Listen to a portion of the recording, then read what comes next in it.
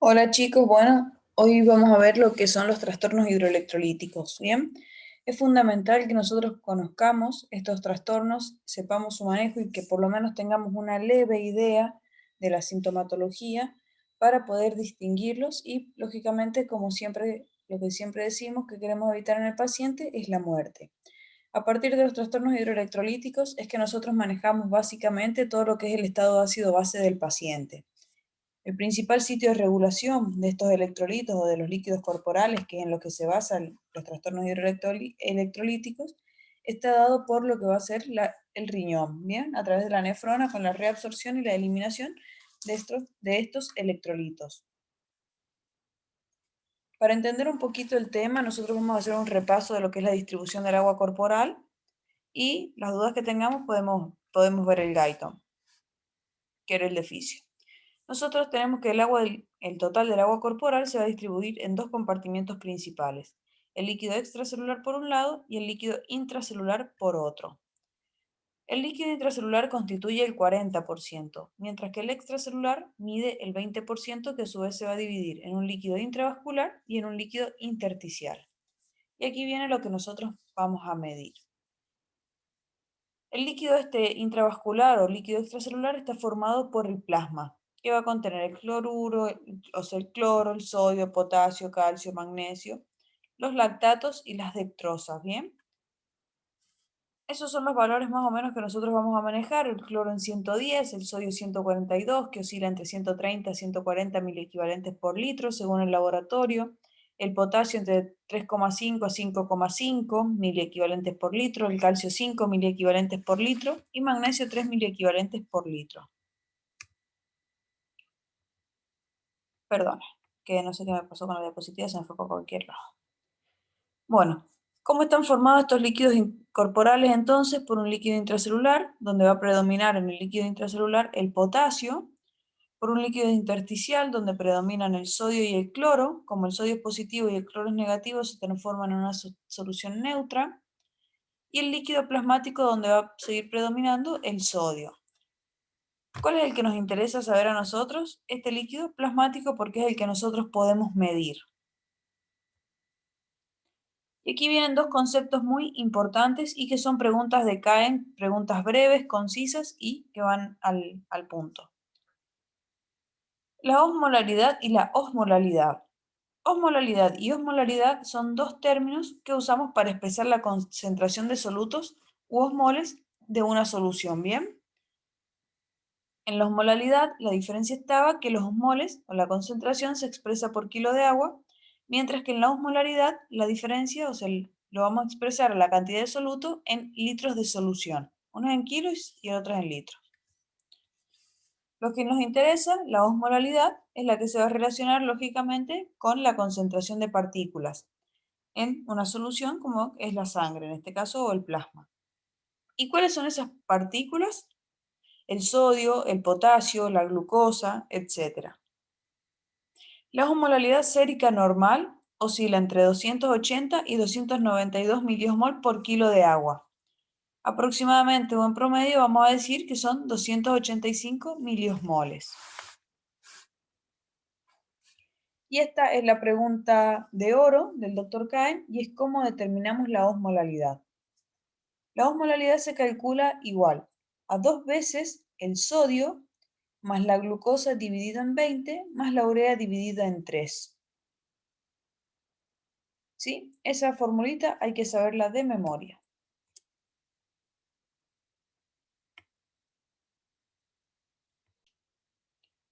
Por otro lado, también tenemos lo que es la osmolaridad, que la osmolaridad se calcula como 2 veces, o sea, 2 por, abren paréntesis, sodio más potasio, cierran paréntesis, más la glucosa dividida en 18, más el BUM, o el nitrógeno ureico en sangre, dividido en 2,8. ¿Bien? Y el valor normal tiene que oscilar entre 290 a 310 miliosmoles por litro, que bien, esto es la osmolaridad.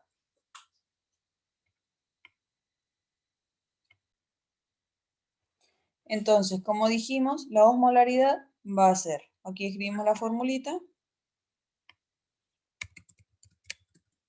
La osmolaridad es igual a 2 por el sodio más el potasio más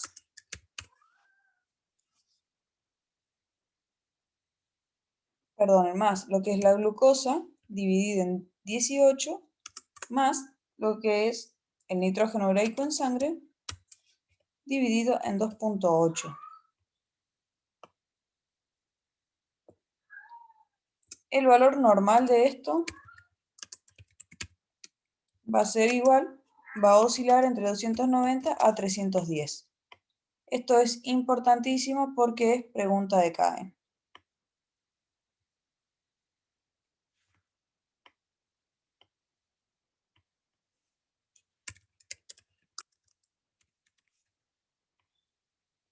Perfecto.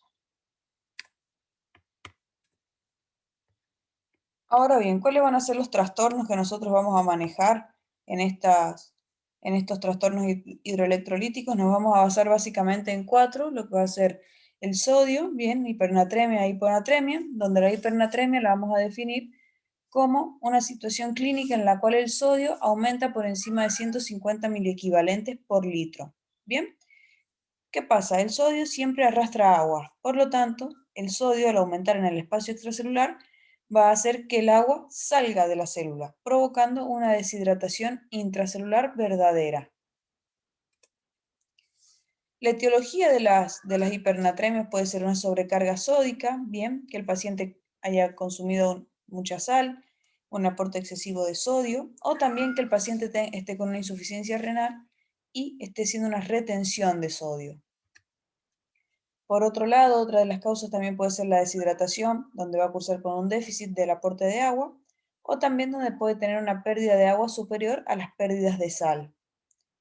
Y por otro lado, otra de las causas puede ser la hipernatremia central o neurogénica.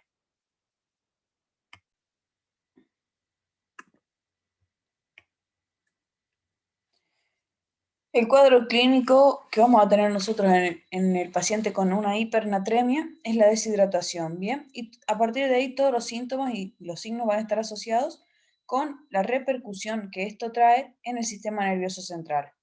El paciente va a cursar con depresión del sensorio, con letargo, va a progresar al coma en caso de continuar empeorando esta hipernatremia, puede estar irritable, tener rigidez muscular, temblores, convulsiones. A nivel pulmonar lo que vamos a tener es que el paciente va a tener una taquipnea, va a cursar con pausas apneicas, infecciones agudas también puede presentar, y a nivel cardiovascular se va a relacionar todo con el descenso de la volemia. ¿Por qué tenemos un descenso de la volemia? Porque hay una deshidratación. El paciente al perder agua, ¿qué hace? Disminuye su volemia, hace hipotensión, taquicardia, etcétera. Pero no vamos a encontrar cambios característicos en el electrocardiograma. El tratamiento, vamos a hacer lo fundamental, si dijimos que el síntoma predominante era la deshidratación, lo que tenemos que hacer es hidratar al paciente. Pero ¿qué pasa? Nuestro paciente tiene un exceso de sodio, entonces yo no le puedo dar una solución fisiológica de 0,9. ¿Qué vamos a hacer? Soluciones hipotónicas, o sea que tiene solución fisiológica, pero al 0,45%. Y la corrección debe estar dada en 48 horas para evitar cualquier complicación más grave de la hipernatremia. En el caso que tengamos una hipernatremia crónica, ¿qué hacemos? Controlamos el shock, hidratamos al paciente, controlamos la tensión arterial, es un paciente que va a estar hipotenso, por lo tanto vemos la consideración de utilizar aminas para subir la tensión o las medidas físicas, los pies elevados, la hidratación, el agua, etc. Como el paciente está con una hipernatremia, va a cursar con un cuadro de acidosis. Por lo tanto, si tenemos un pH menor a 7,15, corregimos la acidosis, utilizamos fluidos hipotónicos, dijimos la solución fisiológica al 0,45% o glucosa al 5%. Vamos a tratar la enfermedad de base, o sea, vamos a buscar la causa y tratar cuál de todas las etiologías antes mencionadas es la que llevó a esta complicación y vamos a tratar la hipertermia y la hiperventilación con la que va a estar cursando el paciente por el mismo estado de shock en el que se encuentra. Eso es cuando teníamos exceso de sodio. Ahora bien, ¿qué pasa cuando lo que nos está faltando es sodio? el paciente va a cursar con un síndrome de hiponatremia.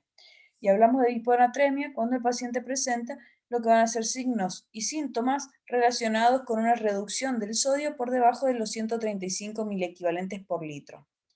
Este es el trastorno hidroelectrolítico frecuente, más frecuentemente observado. Por eso es súper importante que cuando nosotros ingresamos un paciente, que vamos a solicitar un ionograma, ¿bien? Además, cuando nosotros tengamos un paciente que está desorientado, que presente un síndrome confusional, que nos haga dudar entre un deterioro cognitivo leve, por ejemplo, o una ACV, siempre vamos a solicitar el ionograma para descartar también cualquier alteración hidroelectrolítica que me esté llevando a este cuadro demencial, vamos a decir demencial entre comillas, o este cuadro de depresión del sensorio, letargo, coma, irritabilidad, etc. La etiología de la hiponatremia, por lo tanto, puede ser una disminución de la reserva de sodio dada por las pérdidas cutáneas, o sea, el exceso de sudoración, las pérdidas renales, las pérdidas digestivas, por una reserva intacta de sodio, o sea, que el paciente tiene sodio pero no lo utiliza, como puede ser una insuficiencia renal aguda, o el síndrome de secreción inadecuada de la hormona antidiurética, y también el mixedema. ¿Que se acuerdan en qué patología endocrina veíamos mixedema? Bueno, me lo mandan por mensajito cuando se acuerden. Por otro lado, vamos a tener un incremento en la reserva del sodio, ya sea por una cirrosis, una insuficiencia cardíaca descompensada, una insuficiencia renal o una hipoproteinemia. Y también tenemos las pseudohiponatremias, que son cuadros que simulan disminución del sodio, pero que en realidad son hiperlipidemias o hiperproteinemias. El cuadro clínico, si no es una hiponatremia muy marcada, lo que vamos a encontrar va a ser un paciente asintomático prácticamente, pero si tenemos una hiponatremia por debajo de los 110 miliequivalentes por litro, sí el paciente va a hacer todo un proceso. Una fase temprana que va a consistir en una confusión mental, fatigas, cefaleas, náuseas, vómitos, anorexia. Una fase tardía también que va a consistir en las alteraciones de la conducta, en trastornos motores, asterixis, ataxia, mioclonos. Y también podemos tener reflejos que son una hiperreflexia y luego una hiporreflexia, debilidad muscular, la parálisis vulvar o el signo de Babinski. Es muy importante que nosotros sepamos reconocerlo y pensarlo, porque cuando el paciente viene con un cuadro de hiponatremia sintomático o con las manifestaciones ya, significa que esto es una hiponatremia, primero severa y segundo crónica, o sea, no es que de ayer para hoy el paciente hizo la hiponatremia, sino que es un paciente que hace una semana, 2 semanas ya está disminuyendo sus reservas de sodio al punto tal de habernos dado una clínica. El tratamiento, inmediatamente, la administración de sodio, ¿sí? O la remoción de agua, si el paciente está haciendo una retención de líquidos, si el paciente tiene una cirrosis con una asitis, por ejemplo, con un síndrome asítico edematoso, o insuficiencia cardíaca descompensada, que también hace retención de líquidos, lo que vamos a hacer es la remoción del agua mediante paracentesis, mediante diálisis, y también la incorporación de sodio mediante solución fisiológica. Si es una hiponatremia sintomática de menos de 48 horas, o sea que los síntomas, por más que la hiponatremia haya comenzado hace mucho tiempo, los síntomas llevan menos de 48 horas de presencia, lo que vamos a hacer es realizar una corrección rápida con una solución hipertónica de cloruro de sodio. Bien, 2000 equivalentes por litro por hora es lo que vamos a instaurarle al paciente. Ahora bien, si es la hiponatremia de más de 48 horas, vamos a tener que hacer una corrección lenta y no superar los 25 miliequivalentes durante las primeras 48 horas ni sobrepasar los 130 miliequivalentes cuando hayamos finalizado el tratamiento. ¿Por qué? Porque la hiponatremia mal corregida nos termina llevando a un cuadro de mielinosis pontina, ¿bien? Un enclavamiento vulvar. Así que por eso lo que vamos a hacer es tranca palanca con la reposición del sodio. Otra de las alteraciones hidroelectrolíticas muy frecuentes que se dan más que nada en los pacientes añosos y que en esta sí vemos cambios en el electrocardiograma es cuando estamos hablando del metabolismo del potasio. El potasio es el catión más importante de la célula, porque es el encargado de conservar la excitabilidad de las células. Por lo tanto, la disminución o el aumento del potasio va a influir mucho en el potencial de membrana y en la excitación de la célula para realizar determinada función. Valor normal del potasio, 3,5 a 5 miliequivalentes o 5,5, ¿sí? Eso depende mucho del laboratorio, pero no pasa del 3 y del 5. Y vamos a hablar de la hipopotasemia. ¿Qué es la hipopotasemia? Hipopotasemia o hipocalemia es cuando el paciente cursa con síntomas y con clínica de un potasio correspondiente a un valor inferior a 3,5 miliequivalentes. La etiología es variada, puede ser un ingreso insuficiente, por ejemplo, líquidos provistos de potasio, un paciente que permanezca internado solamente con solución fisiológica, un paciente con alcoholismo severo, un paciente desnutrido, las pérdidas de potasio por el tubo digestivo, ya sea a través de vómitos, el síndrome pilórico, de diarreas, de fístulas biliares, un adenoma velloso, un tumor de recto, ¿bien? Las pérdidas renales, cuando el paciente tiene insuficiencia renal aguda, alguna hipopotasemia crónica, una acidosis tubular renal, el síndrome Toni-Fanconi, o también cuando el paciente cursa sin patología renal, pero utiliza diuréticos. Diuréticos, síndrome de Cushing. Recuerden que el hiperaldosteronismo cursaba con una hipertensión y una hipopotasemia, eso era lo que nos definía, básicamente lo que nos ayudaba a diagnosticar o a sospechar por lo menos el hiperaldosteronismo, una hipomagnesemia y el síndrome de Bartter, que es un perdedor de sodio por orina, llevando a un aumento de la aldosterona y por lo tanto a una eliminación consecuente del potasio. Otra de las causas también es el desplazamiento del potasio hacia el interior de la célula. En el caso de la cetoacidosis diabética, repasen eso, más que nada porque en el tratamiento de la cetoacidosis diabética, según cómo están los parámetros, es si nosotros reponemos o no potasio. También puede darnos una hipopotasemia a la alcalosis metabólica, las intoxicaciones por bario, la hipotermia prolongada, la tirotoxicosis o la nutrición parenteral. Bien, habíamos hablado de que el potasio era el responsable de mantener la excitabilidad de la célula. Entonces, una hipopotasemia, ¿qué me va a dar? Principalmente una afectación a nivel del tejido muscular, ¿sí? Lo que vamos a tener es una disminución en los músculos respiratorios, llevando al paciente a una parálisis respiratoria, que puede llevar incluso a un paro respiratorio. Vamos a tener también un hilio paralítico. Recuerden que el paciente con hipopotasemia, por eso si nos llega un paciente con ausencia de ruidos abdominales, con un paciente constipado, ¿qué vamos a solicitar? Ionogramas para ver, para descartar que no esté cubriendo o cursando una hipopotasemia. Podemos encontrar en concentraciones menores a 2 miliequivalentes una isquemia muscular, un aumento en la CPK, un aumento en las transaminasas. También el paciente puede cursar con calambres, con debilidad muscular, con fatiga. Ustedes siempre van a escuchar que dicen, uy, sí, tengo muchos calambres, y siempre viene el familiar y dice, sí, comete una banana porque tenés bajo el potasio. Bueno, eso es muy cierto. La hipopotasemia lo que nos va a mostrar principalmente, o sea, lo que más nos va a preocupar de una hipopotasemia no es tanto el calambre como si lo es la afectación cardiovascular, ya que va a cursar con una depresión del segmento ST, si aquí lo vemos, el segmento ST está deprimido, pasa por debajo de la línea isodifásica, debajo de la línea isoeléctrica.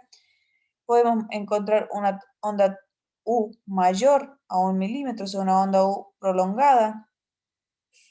A ver que encuentre el cursor, una onda U prolongada, más marcada que de costumbre. Y también una onda U mayor a la onda T. Lo importante es saber reconocer cuando haya disminuido el segmento ST, porque además de reconocerlo como una hipopotasemia, debemos descartarlo de cualquier otra patología cardiovascular, como puede ser una angina de pecho inestable. El tratamiento, la hipopotasemia, generalmente no es una urgencia, pero vamos a hacer una corrección del potasio vía oral. Bien, el paciente le administramos potasio. Pero si tenemos una una hipopotasemia grave, severa, sí vamos a administrar potasio por vía endovenosa, 40 miliequivalentes por hora u 80 miliequivalentes por litro. El otro trastorno, básicamente, también del potasio, está dada por la hiperpotasemia. Y hablamos de hiperpotasemia o de hipercalemia cuando tenemos niveles de potasio en sangre mayores a 5,5 miliequivalentes. ¿Cuándo vamos a tener un cuadro de hiperpotasemia? Cuando nosotros tenemos una disminución de la excreción renal del potasio. Las causas pueden ser disminución de la excreción renal del potasio, como les había dicho, una reducción, en el clearance de filtración glomerular, ya sea por una insuficiencia renal aguda o crónica, una falta absoluta o relativa de mineralocorticoides, como es la enfermedad de Addison, un ingreso deficitario de sodio, un defecto en la secreción tubular del potasio, defectos de la aldosterona, bloqueos inducidos por drogas como es la espironolactona. ¿Ustedes se acuerdan de los diuréticos ahorradores de potasio? Bueno, por ejemplo, un pseudohipoaldosteronismo, las translocaciones de potasio celular, que pasa de un espacio a otro, las acidosis, ya sea respiratoria o metabólica, y también en un ingreso elevado de potasio, como puede ser un aumento oral del potasio, una transfusión de sangre, una desviación urinaria y también las anastomosis urinaria y ayunar.